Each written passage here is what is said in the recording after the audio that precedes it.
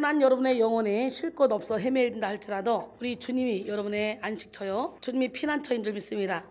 오늘 주님의 품에 안기기만 하면 여러분 어떤 그 문제도 더 이상 여러분에게는 문제가 되지 않습니다. 이사야 1장 10절로 20절 말씀 함께 보겠습니다. 오늘 본문 말씀은 너희 죄가 주홍 같을지라도 라는 제목입니다.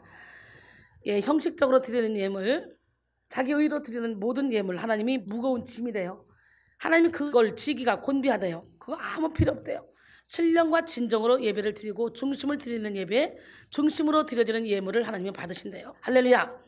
하나님께서 맑은 물을 내려주시면 우리의 굳은 마음이 부드러운 마음이 돼요.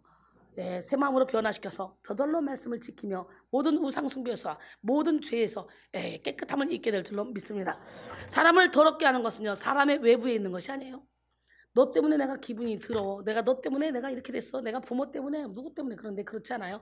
사람의 내면에서 나오는 것이에요. 그래서 마감 7장 20절로 23절 보니까 또 이랬어요. 사람에게서 나오는 그것이 사람을 더럽게 하느니라. 속에서 곧 사람의 마음에서 나오는 것은 악한 생각, 곧 음란, 독일, 살인, 간음, 탐욕, 악독, 속임, 음탕, 질투, 비방, 교만, 음양, 이 모든 것이 다 사람의 속에서 나서 사람을 더럽힌다 그랬어요. 오늘 예수 이름으로 육적인 모든 생각을 십자가에 못 박기를 원합니다. 그러므로 누구든지 마음이 깨끗해지지 않으면 온전한 변화의 삶을 살아갈 수가 없는 거예요. 감추인 모든 것이 결국에는 다 드러나게 되듯이 마음에 숨어있는 이 악함은 결국 다 드러나게 돼 있습니다. 아무리 고운 말을 쓰려고 마음먹고 표정 관리를 아무리 잘하려고 결심해도 아무런 소용이 없어요. 이제는 착한 행동만 하면 살 거야 라고 결심해도, 의지를 잡아도 그거 역시 얼마 가지 못합니다. 작심삼일이라는 그런 말이 있잖아요. 그렇기 때문에 우리는 마음을 바꿔야 돼요. 누가복음 6장 45절에 보니까 선한 사람은 마음에 쌓은 선에서 선한 것을 내고, 악한 자는 그 쌓은 악에서 악을 내라니, 이는 마음에 가득한 것을 입으로 말함이라 그랬어요. 그래서 우리는 이 마음에 선한 것만 싸고 우리의 생각에 선한 것만 싸고, 할렐루야. 그래서 우리의 입에서 나오는 것이 선한 것들이 막 나가기를 원합니다. 마음이 변하지 않으면 결국 이전의 삶으로 돌아갈 수밖에 없는 게 인간입니다. 그래서 우리는 오늘 이 시간에 마음이 먼저 변해야 돼요. 너희는 이 세대를 본받지 말고 오직 마음을 새롭게 함으로 변화를 받아 하나님의 선하시고 기뻐하시고 온전하신 뜻이 무엇인지 분별하도록 하라 그랬어요.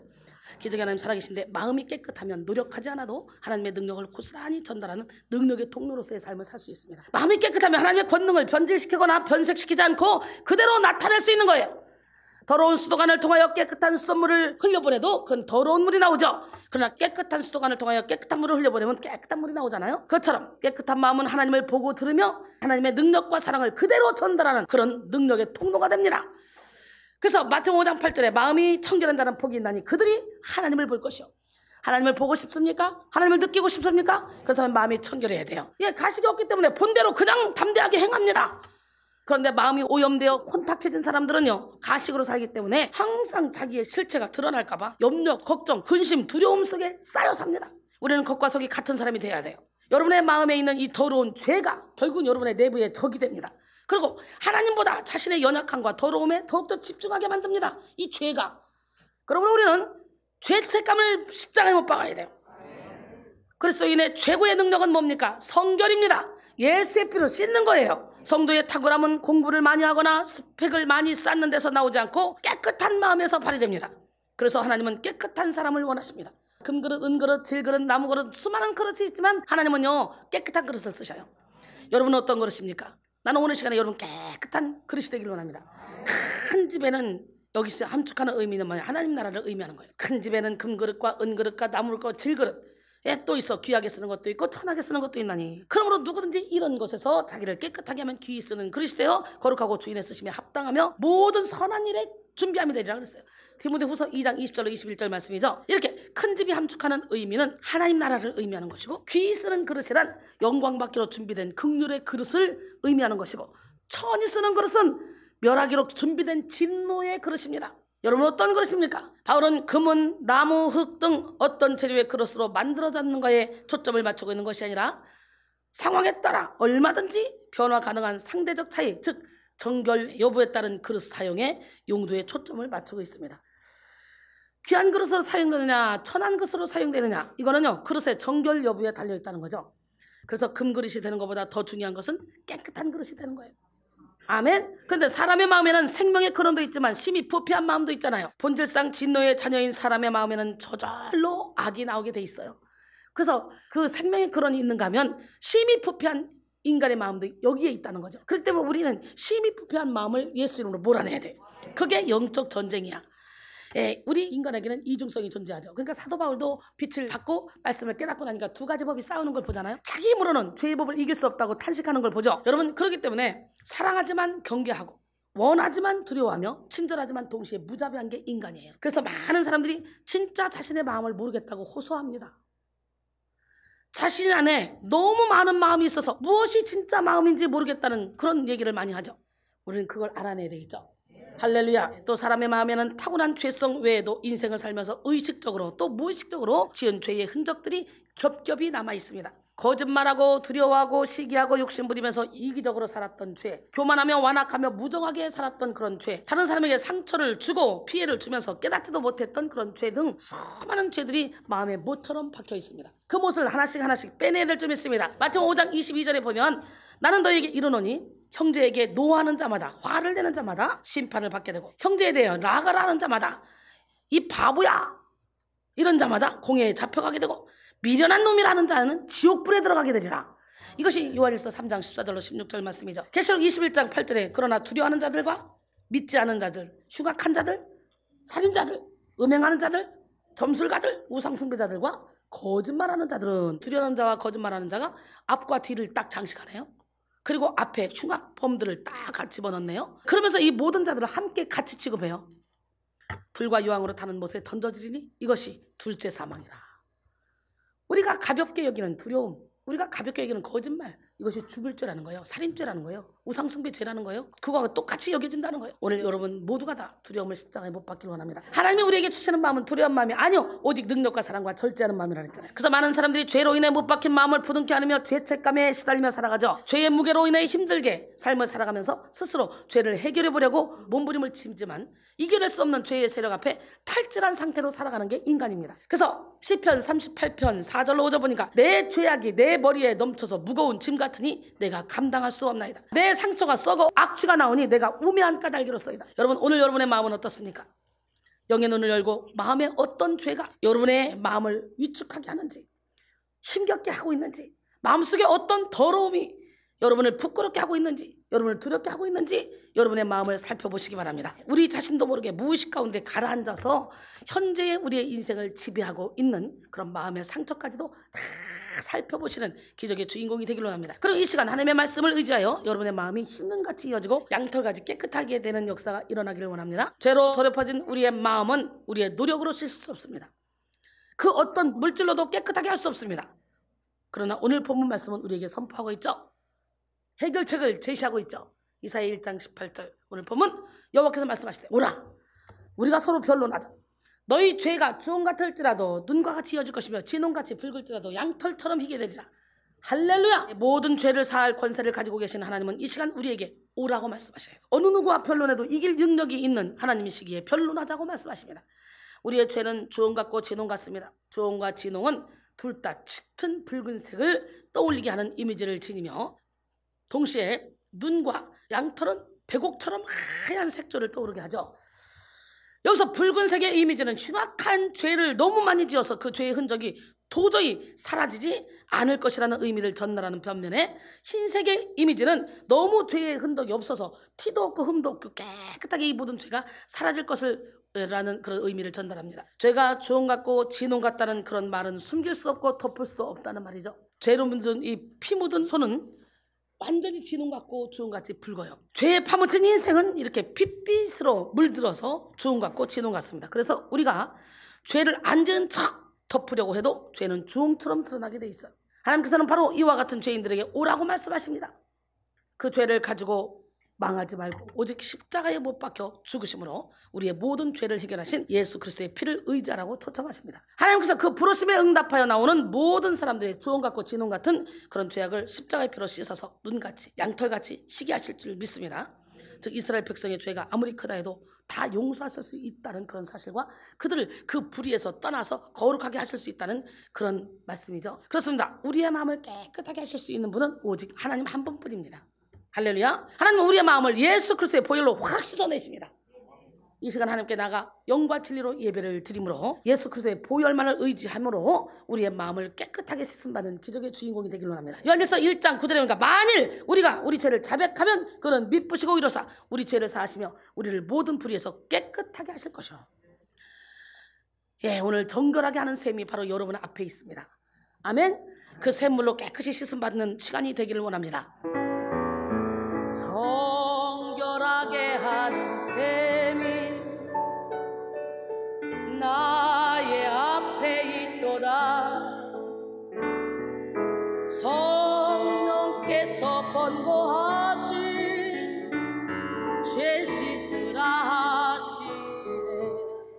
나의 마음 제단 위에 불길같이 타올라 영원토록 찬양하며 주께 영광 돌리리. 아멘. 찬양하리 찬양하리 죽임당한 어린 양 주께 영광 돌려라. 우리 죄를 씻어주셨네. 한량없는 주의 은혜 나를 영접하셨네. 내가 지은 모든 죄와 범을 용서하셨네. 찬양하리 찬양하리 찬양하리 죽임당한 어린 양 주께 영광 돌려라. 우리 죄를 씻어주셨네. 여러분의 마음 제단 위에 불길같이 타오르는 시간이 되기를 원합니다. 근데 우리의 모든 죄를 씻어주십니다. 하나님은 오늘 본문을 기록한 이사야 선지자는 주전 740년부터 690년까지 예루살렘을 중심으로 활동하던 그런 선지자였습니다. 이사야는 주로 남한국 유다가 죄악으로 말미암아 심판을 받을 것이라는 사실을 예언했는데요. 그리고 동시에 여호와의 종을 통하여 남한국 유다가 구원을 받게 된다는 사실도 예언을 했습니다. 심판도 예언하고 회복도 예언한 것이죠. 특별히 이사야는 예수 그리스도에 대해 놀랍게도 정확하고 확실하게 예언을 했습니다. 그래서 이사야서는 예수님의 지문이 찍힌 책이라고 이렇게 불립니다. 이 시간 여러분 모두가 하나님의 말씀을 통해 죄를 분별하고 진리를 깨달아 복을 받기를 소원합니다. 오늘 본문인 이사야 1장에는 하나님이 택한 백성인 유다를 심판하시는 이유가 적혀 있는데요. 이사야 1장에 나타난 이스라엘 백성들의 죄가 심판에 달하게 된 그런 이유는 바로 예배입니다. 예배. 잘못된 예배를 드렸기 때문에 그래요. 하나님은 유다 백성들의 예배가 문제가 있기 때문에 그들을 심판하신다고 말씀하시고 있어요. 사랑하는 성도 여러분, 우리 인생에서 가장 중요한 일은요, 하나님께 예배하는 일이에요. 우리는 예배를 드릴 때 신령과 진정으로 예배를 드려야 돼요. 우리는 하나님을 찬송하기 위해 지음받은 존재들입니다. 이사야 43장 21절에 보면 이 백성은 내가 나를 위하여 지었나니 나를 찬송하게 하려 함이라 그랬어요. 하나님은 전심으로 예배하는 자를 찾고 계십니다. 지금도 예배한 자를 만나주시고 축복하시고 그의 삶을 형통하게 채워주십니다. 그래서 제가 그러잖아요. 예배를 삶의 우선순위로 삼아야 되는데 각 교회마다 주방 봉사하는 사람들은 예배는 저 뒷전이에요. 오늘 우리가 주방 봉사지. 그러니까 오로지 주방 봉사에만 집중을 합니다. 그래서 맛있었어요, 좋았어요, 이 얘기를 듣고 싶어요. 자기 의에 도취돼서 예배는 전혀 관심 없고 콩밭에 있어요. 여기 앉아있어도 마음은 콩밭. 빨리 안 끝나나, 빨리 가 주방 뭐 해야 되는데 이 생각밖에 없어요. 그러다 보니까 하나님이 전혀 기뻐하지 않은 마르다 같은 삶을 살게 되죠. 우리는 마리아가 돼야 되는데 마리아만 있으면 누가 먹여줘? 그러니까 마리아도 되고 때로는 마르다도 돼야 되겠죠. 그러나 예배가 제1순위가 돼야 된다는 거예요. 그래서 우리 교회는 예배를 안 드릴 거면 밥도 하지 마라. 한 끼 굶어도 관계없다. 가장 중요한 건 예배인데 예배는 관심 없고 그저 주방만 왔다 갔다 들랑달랑 하니까 그 사람들은 변화가 안 돼요. 변화가. 마음이 콩밭에 가 있어요. 제일 싫어요, 제가. 그래서 무슨 식사를 준비하든 미리 다 준비 딱 해놓고 예배는 맞추고 가서 움직여라. 제가 맨날 그렇게 얘기하는데 나는 여러분 모두가 다 예배에 초점을 맞추길 원합니다. 예배를 만으로 여겨서 예배드리는데 실패하는 사람은 형통한 삶을 살지 못합니다. 따라서 축복을 누리는 삶, 형통한 삶을 살기 원하는 사람은 하나님께서 기뻐하실 예배를 인생의 가장 중요한 우선순위로 삼아야 되는 거예요. 예배의 성공은 인생의 성공으로 이어지고 예배의 실패는 인생의 실패로 이어집니다. 유다 백성들은 예배의 실패함으로 삶이 황폐해졌습니다. 영혼이 혼탁해졌습니다. 부패하는 마음까지 이르게 됐습니다. 예배의 실패했기에 인생의 피에 사무쳐서, 죄에 사무쳐서 붉은 피, 아주 진홍같이 주홍같이 붉은 피에 묻혀져서 심판의 자리까지 가게 된 거죠. 그렇다면 유다 백성들은 어떻게 예배를 드렸기에 하나님의 책망을 받았을까요? 유다 백성들은 무수한 제물을 아낌없이 하나님께 바쳤습니다. 그리고 예배했습니다. 그들은 수장의 번제와 살찐 짐승의 기름으로 화려하게 예배를 드렸고요. 일주일에 2번씩 금식했습니다. 또 유월절, 오순절, 장막절 등의 절기를 지키고 월삭과 안식일도 빠짐없이 지키면서 정확하게 예배를 드렸습니다. 오늘날 치자면 엄청난 예물을 드리면서 모든 예배에 빠지지 않는 그런 아주 신실한 사람처럼 보이는 그런 사람들이었다는 거죠. 그런데 하나님은 그 엄청난 제물을 바치면서 수많은 예배를 드렸던 이스라엘 백성들, 유다 백성들이 그들의 예배가 너무 싫다는 거예요. 역겹다는 거예요.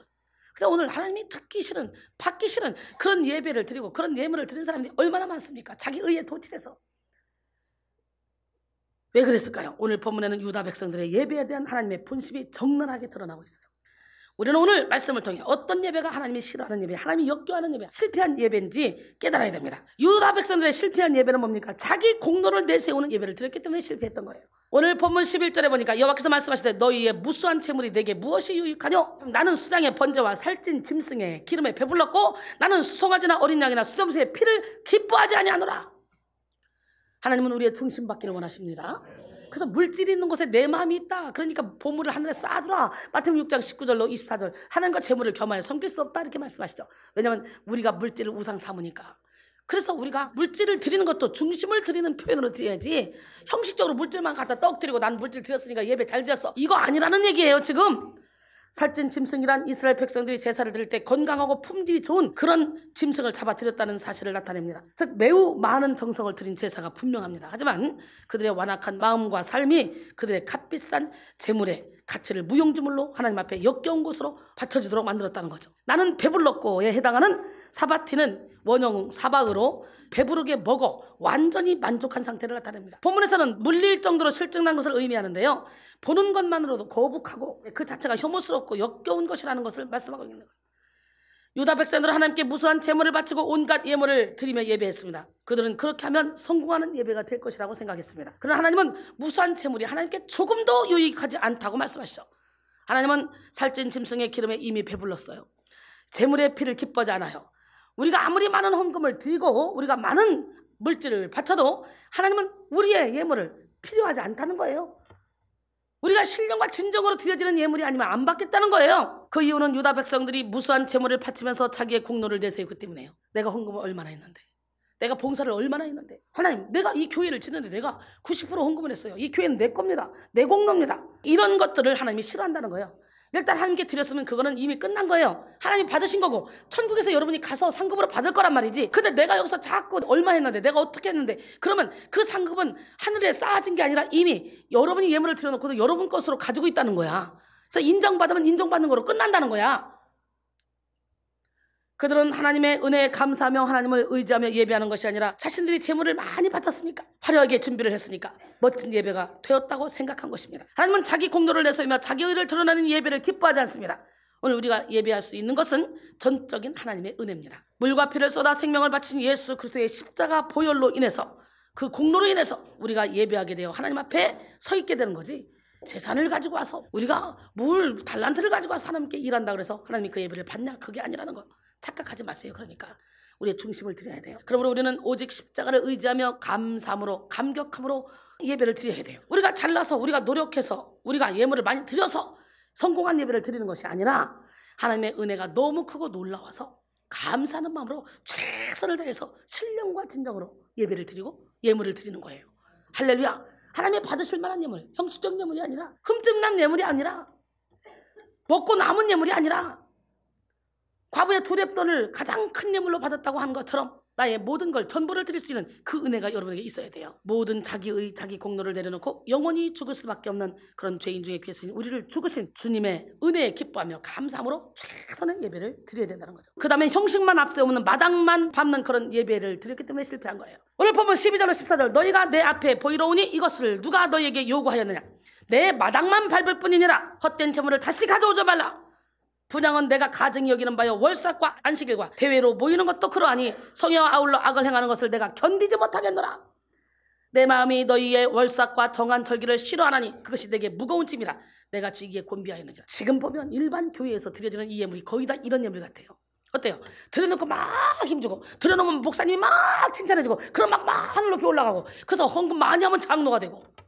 우리는 어림쪽도 없어. 우리는 다른 거 필요 없어. 여기 10년 50년 100년 단도 필요 없어. 철저히 내가 죽고 예수 살기로 결단해서 영혼이 깨끗해질 때 장로 세워. 내 사역에 걸림돌이 안 될 때 장로 세워. 예, 그렇지. 영혼이 깨끗해지지 않으면 절대로 그 사람을 통해 하나님이 일할 수 없어요. 오늘 여러분 죽읍시다. 깨집시다. 무너집시다. 영혼이 깨끗한 사람, 신의 성품에 참여한 사람 없으면 한 명도 장로 못 세워. 그러나 영혼이 깨끗해 신의 성품에 참여한 여자도 장로로 세울 수 있어요. 여자장도 있어요. 여자 목사 있는데 여자장로 없겠어요? 본문은 하나님께서 제사드리는 이스라엘 백성들의 마음의 동기를 완전히 꿰뚫고 계셨다는 사실을 보여줍니다. 이스라엘 백성들은 자신들이 하나님 앞에서 어떤 삶을 살았는지보다도 하나님 앞에 자신들이 어떤 예배를 드리며 얼마의 비용을 해당하는 헌물을 드렸는지에 가치를 두고 하나님이 알아주기를 바랐습니다. 근데요, 이거는 내 마당만 밟을 뿐이라는 거예요. 여기서 밟을 뿐이라의 원어 기본형은 라마스인데 밟아 뭉개다, 무시하다 라는 의미를 가지고 있습니다. 즉 마당만 밟는 그런 형식적인 예배는 하나님의 영광을 밟아 뭉개고 무시하는 행위라는 뜻이죠. 그들이 허탄한 재물을 들고 와서 성전에 이름을 두신 하나님의 이름을 존귀하심과 거룩하심을 밟아 뭉개고 유린하고 짓밟는다는 그런 뜻입니다. 이렇게 유다 백성들은 수많은 절기를 철저히 지키며 빠짐없이 예배했지만 마음이 없는 예배를 드렸습니다. 하나님은 그런 유다 백성들의 형식적인 그런 예배를 마당만 밟는 예배, 내가 역겨워하는 예배, 내가 너무너무 싫어하는 예배, 그런 먹기도 싫고 그 근처에 가기도 싫다는 거예요. 오늘 여러분 일반 교회에서 드려지는 예배를 이렇게 한번 보세요. 정말 하나님이 기뻐하는 예물, 기뻐하는 예배인지 아니면 억지로 주머니 털어서 억지로 그냥 마지못해서 내는 그런 예물을 드리고 있는지. 기적의 하나님은 살아계십니다. 이렇게 유다 백성들은 수많은 절기를 지키며 빠짐없이 예배를 드리고 예물을 드리며 예배를 드렸지만 마음이 없는 예배를 드렸습니다. 하나님은 이런 유다 백성들의 형식적인 예배를 마당만 밟는 예배라고 말했어요. 예배를 통해 하나님을 만나고 하나님께 마음을 드리는 것이 아니라 교회의 건물, 교회의 많은 사람들, 교회의 행사에 관심을 가지고 다른 것에만 정신이 팔려 있으면 마당만 밟는 예배자가 된다는 거죠. 우린 이 예배를 통해 하나님께 마음을 드려야 돼요. 정신 바짝 차리세요. 예배는 천국의 것을 미리 재현해서 이 땅에서 누리는 것이 예배입니다. 매트 레드맨은 결론적으로 예배는 결코 공연이 될 수 없다 그랬어요. 가식적으로 행동하거나 인적으로 가공할 수 없다. 예배는 마음에서 흘러 넘쳐야 된다 그랬어요. 할렐루야. 팀 휴전은 예배는 반드시 그리스도 중심이어야 된다. 성령께서 이끄시며 하늘 아버지께 반응하는 것이어야 된다 그랬어요. 토전은 우리 내면의 모든 것들이 하나님을 예배할 때까지 우리는 안주해서는 안 된다라고 말했습니다. 할렐루야. 신앙의 자리는 마음입니다. 믿음의 자리는 마음입니다. 하나님은 마음이 없는 몸의 예배를 기뻐하지 않으십니다. 우리가 선물을 받아도 마음이 없는 형식적인 선물이라면 기쁘지 않듯이 하나님도 마찬가지예요. 오늘 여러분의 마음은 어디에 계십니까? 혹시 여러분 중에 마음이 교회의 마당에만 머물러 있는 사람은 없습니까? 이 시간 지성소까지 나오세요. 하나님의 임재 속에 들어갑시다. 여러분 모두가 마음을 다하고 힘을 다하여 예배함으로 하나님을 기쁘시게 하기를 바랍니다. 그 다음에 세 번째 마지막입니다. 삶과 동떨어진 예배를 드렸기 때문에 실패한 예배가 된 거예요. 여러분 유다 백성들은 예배를 드리면서 동시에 삶 가운데서 악을 행하였다는 거예요. 너희 소돔의 관원들아 여호와의 말씀을 들을지어다. 너희 고모라의 백성아 우리 하나님의 법에 귀를 기울일지어다 그랬죠. 10절에 이 말씀을 보면 유다의 관원들이 소돔의 관원으로 또 유다의 백성들이 고모라의 백성으로 지칭되고 있습니다. 소돔과 고모라는 부패와 타락의 상징이죠. 특별히 이 도시들은 성적인 부분에서 극도로 부패했습니다. 소돔 사람들을 의미하는 이 소도미트라는 영어 단어가 동성연애, 성적으로 부패하는 사람들을 동시에 의미하는 것도 그러한 이유 때문이죠. 유다 백성들은 예배를 드리긴 했지만 삶이 소돔과 고모라 사람들처럼 아주 악했다는 거죠. 이렇게 하나님께서 그들의 예배를 받지 않는 그런 원인이 된 것입니다. 오늘 본문 15절에서 유다 백성들의 손에 피가 가득하다 그랬죠. 여기서 피는 죄를 가리킵니다. 하나님은 죄 지은 손으로 기도하는 그들의 기도를 듣지 않으신다고 말씀하셨어요. 물론 인간은 모두가 다 죄인이죠. 그러나 여기서 피 묻은 손으로 기도한다는 것은 회개하는 마음이 없는 그런 완고한 상태를 가리켜요. 오늘 우리는 회개하고 기도해야 돼요. 하나님은 죄가 있어도 회개하면 용서해 주고 용납해 주십니다. 그러나 회개하지 않으면 딱딱한 심령을 가지고 있으면 하나님은 그 예배를 받지 않으십니다. 그러므로 우리는 먼저 회개하는 마음을 가져야 돼요. 시편 51편 17절 하나님께서 구하시는 제사는 상한 심령이라. 하나님이여 상하고 통회하는 마음을 주께서 멸시하지 아니하시리라 그랬어요. 할렐루야. 우리가 무조건 금식한다고 금식이 아니에요. 흉악의 결박을 풀어주고 앞자단 자를 자유케 하고 할렐루야. 예, 없는 자를 유리하는 비밀을 집에 들이며 그들을 잘 이웃을 섬길 때에 여호와의 영광이 내 뒤에 호위한대요. 내 뼈가 급속히 고쳐진다는 거예요. 할렐루야. 물된 동산처럼 물이 끊어지지 않는 샘처럼 우리를 인도해 주신다고 이사야 58장 6절로 11절은 말씀하시죠. 아이들이 밖에서 흙장난을 치고 놀다가 집에 오면 엄마 배고파, 고구마 줘, 엄마 배고파, 나 좋아하는 그 빵 줘, 그러죠. 그럼 엄마가 뭐라 그래요? 아가야 손이 흙이 묻었네? 가서 손 씻고 와. 싫어 싫어 빨리 줘. 에이 그 더러운 손으로는 안 돼. 병균이 들어가. 손 씻고 와. 안 씻으면 안 줄 거야. 그렇게 말하죠. 그런 것처럼 하나님도 마찬가지예요. 크고 놀라운 복을 예비하시고 우리를 기다리시면서 먼저 이렇게 말씀하십니다. 내 손에 묻어있는 더러운 피를 씻지 않을래? 할렐루야. 먼저 씻고 와. 이사야 1장 16절에 너희는 스스로 씻으며 스스로 깨끗하게 하여 내 목전에서 너희 악한 행실을 버리며 행악을 그쳐라 그랬어요. 야고보 4장 8절에 하나님을 가까이 하라 그리하면 너희를 가까이 하시리라. 죄인들아 손을 깨끗이 하라. 두 마음을 품은 자들아 마음을 성결하게 하라. 참된 예배는 삶에서 열매를 맺는 예배입니다. 그래서 하나님은 먼저 우리 죄를 회개하고 죄사함을 받으라고 말씀하시죠. 그리고 소극적인 차원에서 악을 행하지 않는 데서 만족할 것이 아니라 적극적으로 하나님의 의를 행하라고 말하는 거예요. 오늘 본문 17절 선행을 배우며 정의를 구하며 학대받는 자를 도와주며 과를 위하여 신원하며 과부를 위하여 변호하라고 그랬어요. 여러분 선행은 저절로 이루어지는 것이 아니라 배워야 돼요. 공의도 저절로 이루어지는 것이 아니라 구할 때 주어지는 거예요. 우리는 하나님의 능력을 공급받아서 학대받는 자를 도와주고 고아를 위하여 신원하며 과부를 위하여 변호해야 됩니다. 우리 교회는 참 감사한 교회죠. 왜? 늦게까지 영혼육으로 결박받아서 고통당하는 그런 영혼을 살려주기 위해서 그저 주일도 없이 근데 그 영혼이 불쌍하니까 그 영혼을 설득시키고 상담해주고 막 그러면서 영혼을 살리기 위해서 그렇게 시간을 쓰는 거예요. 그러니 천국에 그대로 상급이 쌓아지지 않겠어요?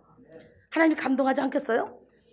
여러분 성령으로 말미암아 거룩한 삶, 성화된 삶, 그리고 영혼을 살리는 삶을 사는 여러분 되기를 원합니다. 이 시간 하나님이 기뻐하시는 성공적인 예배를 드립시다. 자기 공로를 의지하는 예배가 아니라 오직 십자가를 의지하는 예배, 성전 뜰만 밟는 예배가 아니라 지성소에 들어와서 성령을 의지해서 성령의 인도를 받는 예배를 드립시다. 할렐루야. 예, 진심으로 회개하고 삶에서 열매를 맺음으로 삶이 곧 예배가 되는 그런 저와 여러분이 되기를 원합니다. 이런 예배 가운데 하나님은 우리의 죄를 씻으시고 눈과 같이 희게, 양털같이 희게 새롭게 만들어주십니다. 이 시간 예배 가운데 믿음으로 우리의 마음을 깨끗하게 하시는 주님의 사랑을 경험합시다. 즐겨 순종함으로 우리를 새롭게 하시는 주님의 역사를 체험합시다. 할렐루야. 예, 오늘 본문 19절로 20절 너희가 즐겨 순종하면 땅의 아름다운 소산을 먹을 것이요 너희가 거절하여 배반하면 칼에 삼켜지리라. 여호와의 입의 말씀이니라 그랬어요. 결론적으로 사랑하는 성도 여러분, 오늘은 너희 죄가 주홍 같을지라도 라는 제목으로 함께 은혜를 나눴습니다. 유다 백성들이 예배에 실패한 것은 자기 공로를 내세우는 예배를 드렸고요, 형식만 앞세우는 예배를 드렸고요, 그리고 삶과 동떨어진 예배를 드렸어요. 행함이 없는 믿음은 죽은 믿음이잖아요. 여러분의 마음에 그 어떤 더럽고 집요한 죄가 있다 할지라도 예수님의 보혈은 여러분의 마음을 눈과 같이 희게 만들어줍니다. 여러분의 마음에 그 어떤 수치스럽고 아픈 상처가 있더라도 예수님의 십자가는 여러분을 새로운 피조물로 만들어주십니다. 예배에 성공합시다. 오직 주님만 의지합시다. 흰눈같이 양털같이 희게 하시는 하나님의 능력을 경험함으로 삶에서 풍성하게 열매를 맺는 우리 모두가 되기를 주님의 이름으로 축원합니다.